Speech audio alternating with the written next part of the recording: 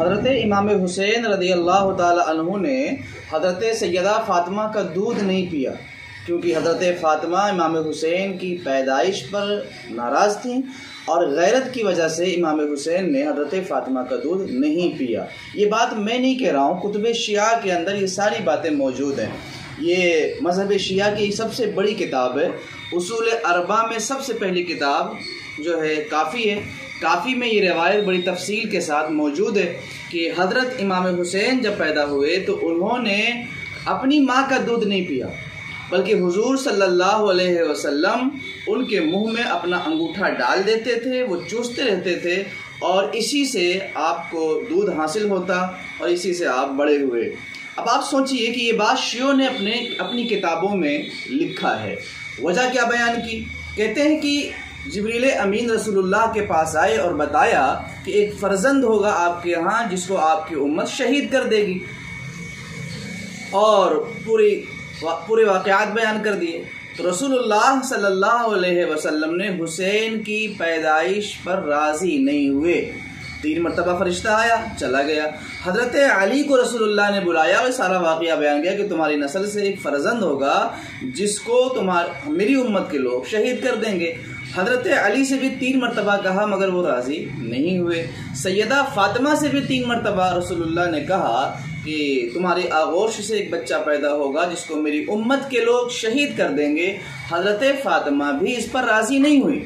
بہرحال جبریل امین اس کے بعد آئے اور کہا کہ اللہ تعالیٰ اس کی ذریت میں امامت کو چلائے گا، تو اس پر فاطمہ راضی ہو گئی۔ بہرحال حضرت امام حسین پیدا ہوئے تو غیرت کی وجہ سے امام حسین نے کسی خاتون کا دودھ نہیں پیا، حتیٰ کہ طیبہ، طاہرہ، عابدہ، زاہدہ ساری خواتین میں عظیم مرتبہ حاصل کرنے والی جنتی خواتین کی سردارہ حضرت فاطمہ کا بھی دودھ نہیں پیا۔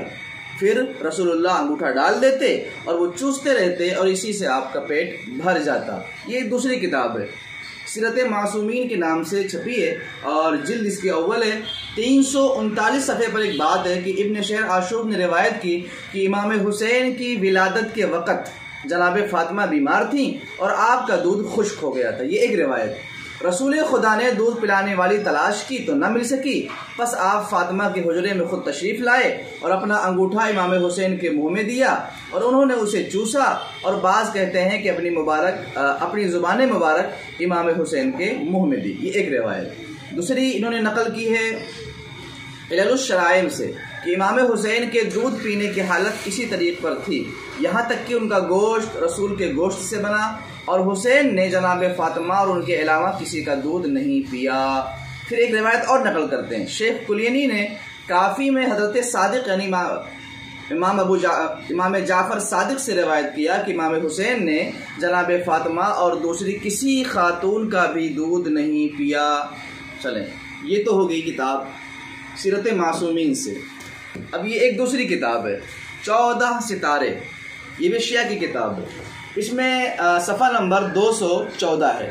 اصول کافی باب مولد الحسین صفحہ نمبر 114 میں ہے کہ امام حسین نے پیدا ہونے کے بعد نہ فاطمہ کا دودھ نوش کیا نہ کسی اور دائی کا دودھ پیا۔ ہوتا یہ تھا کہ جب آپ بھوکے ہوتے تو سرور کائنات تشریف لا کر زبان مبارک دہن اقدس میں دے دیتے اور امام حسین اسے چوسنے لگتے تھے یہاں تک کہ سیر ہو جاتے۔